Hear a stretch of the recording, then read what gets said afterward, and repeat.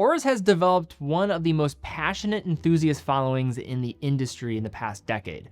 Much of this has come from key pillars of design with pieces that were well positioned in price and aesthetics to sit well with the modern watch buyer.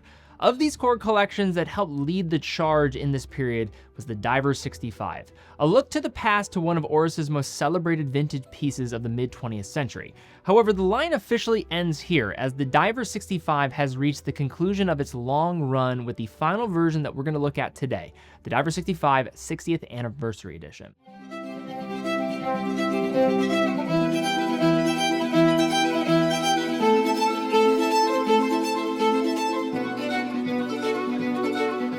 The Oris Diver 65 made its debut in the modern Oris collection in 2015, but its original inspiration goes back much further. All the way back to 1965 naturally, when the Oris dive watch, the so-called waterproof, was introduced. That original recreational dive watch from the brand measured 36 millimeters in diameter and featured the distinctive and sizable reverse loomed numerals, a bidirectional bezel, a screw-down crown, and a domed acrylic crystal. It was equipped with a hand-winding movement, the 17-jewel Oris caliber 654, something of an anomaly today as automatic movements have long been the dive watch standard, reducing the chances of water ingress from the crown. That original waterproof is still sought by collectors, and it's easy to see how many of its distinctive design elements carried through to the Diver 65 at its introduction 50 years later. And for that 50th anniversary, Oris launched the Oris Diver 65 in 2015, a 40mm update of the classic style with modern appointments that included a dome sapphire, a unidirectional dive bezel, an automatic movement, and superluminova. Naturally, collectors ate up the retro goodness that came with this package, and with its renewed success, the model went through scores of iterations in the years that followed, with case size variations, additional dial configurations, colorways, material choices that included full bronze, and a plethora of special editions which built on the popular platform for a solid decade. In this period, the Diver 65 was the friendly retro opposition to the Aquas's modernity. However, signs of a changing approach came last year when Oris released a style-adjacent design with the Diver's Date. The Diver's Date was stripped of some of the throwback charm, delivering several new features in its place, including a new case size, ceramic insert, and enhanced water resistance of 200 meters. Now, according to Oris, the Diver's Date will eventually replace the niche of the Diver 65, meaning we are reaching the end of a decade-long run. But before the final curtain falls on the model family, Oris greeted us with a celebratory swan song, the Oris Diver 65 60th Anniversary Edition, which has turned up the volume on the 60s allure for its last act.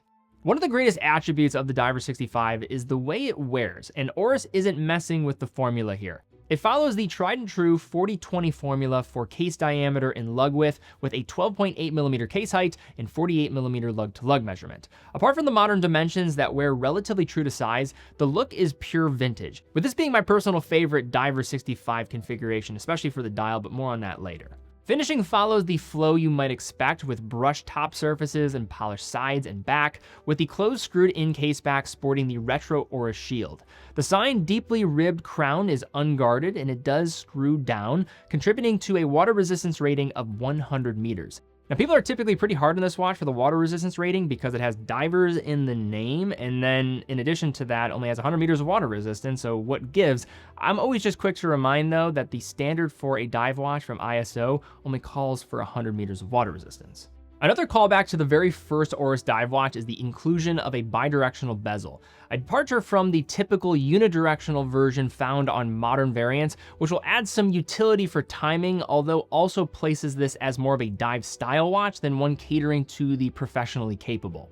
It features an aluminum insert with a fully demarcated scale and a vintage tone lume pip at 12. A double dome sapphire crystal protects the dial, boasting an anti-reflective coating on the underside, and those curved edges play havoc on those dial markings below in the best way possible. The 60th Anniversary Edition gets a nice bonus in its inclusion of both a bracelet and a strap in the package. The 3-link bracelet amps up the mid-century vibes to 11 with a vertically brushed finish and those love it or hate it faux rivets on the link's outer edges.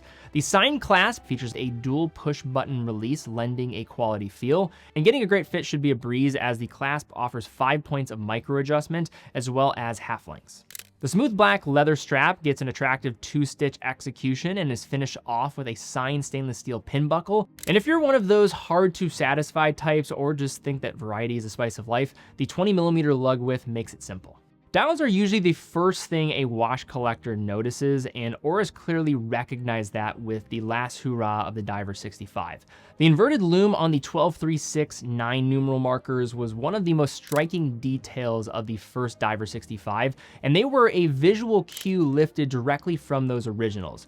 For the 60th anniversary edition, the markers now are included again for a faithful appearance. The lume has a mild tinge of faux tina and also appears in the pencil handset and lollipop secondhand tip. Despite getting this coloration, the lume shines better than most Diver 65s, with the retro numerals providing an unconventional look even when the lights are off. The white minute track appears inboard of the numerals, while the Oris logo below 12 has reverted back to its former years.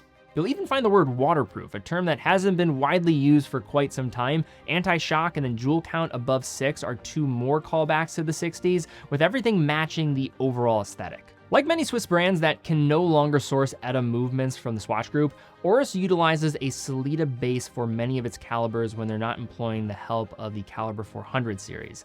The automatic Oris Caliber 733 is based off of the Sellita SW200-1, a reliable choice that a majority of Swiss manufacturers have migrated to. The Sellita compares almost spec to spec for the ETA 2824 with a beat rate of 28,800 vibrations per hour or 4 Hz, along with hacking and hand winding, hacking stop in the seconds when you pull the crown to the farthest position, and a power reserve of 41 hours approximately.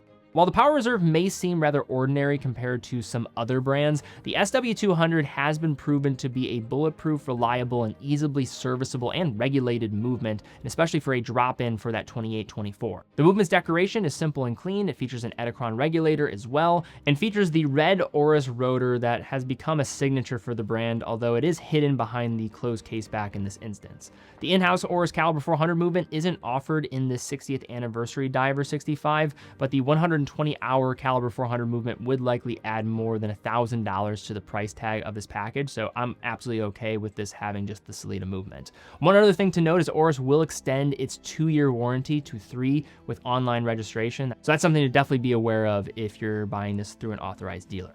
Now for some final thoughts. So the Oris Diver 65 has been one of the mainstays of vintage dive watch design while I have been into watches. Although it never could go toe-to-toe with the Oris Aquis on the specification front, there was an endearing aspect to the blueprint that made it one of the most commercially successful dive watches in its class, finding its way on the wrist of tens of thousands of enthusiasts in the process. Most of the common criticisms of the Diver 65 remain with this anniversary edition. Some will call out the 100 meters of water resistance not being enough, the riveted bracelet won't be everyone's cup of tea, the bezel being bidirectional is not suited for professional applications, and the lume is not class leading, though with the larger surface area here for those numerals, it is going to be improved over the stick marker dial options of this family. These points are all fair and are mostly callouts that come up if you're just merely thinking this through a logical framework, a point that is never fully the case in the romantic world of watch collecting. The Diver 65 was never intended to appeal to just merely rationale. It was always a diver that could deliver on many of the points you would need for an aquatic companion, all while taking you back to another period of dive watch design in the process. It was never the most spec'd out watch, and I think lovers of this collection were always able to accept this fact, preferring charm over the bells and whistles, with the dial in this anniversary edition being a time capsule of effortless cool. And with this final farewell, I think Oris nailed this underlying premise, not leaning into conventional norms of dive watch design totally, but taking a final bow with a watch that will never be forgotten in the minds of enthusiasts. But alright guys, that is my take looking at the new but also old and now on its way out Diver 65 collection, this 60th anniversary being the last stroke of the painting that is the Diver 65. What do you think about this model? Are you someone that's sad to see this collection be moved on from by Oris? It seems like the Oris Diver's date is the future for this collection, leaning into more professional specifications in the process. But there was just always something about the Diver 65. It didn't always check off all the boxes that many people would think about, but for some reason, I always just liked it a lot. Love to see some comments down below about people that own this model especially, but even other previous iterations of the Diver 65. I know there's many of you out there. If you enjoyed the video, please give this one a thumbs up, subscribe, hit the bell icon. Really do appreciate that. Also check out teddybaldisser.com. Teddybaldisser.com is an authorized dealer for all the brands that we carry, over 35 brands. Every purchase from teddybaldisser.com comes with quick and fast fulfillment, dedicated customer support, and a full factory warranty for all the products that we offer. In addition, if you have any questions about watches on our site, feel free to reach out to our team on live chat. We're on there about 18 hours a day. You'll see us in the bottom right corner. That is not AI. Those are real people on the other line. Any questions on any watch on our site, please reach out to us there. Be happy to help you out. But guys, thank you again so much for watching. Be well, and I'll see you all very soon.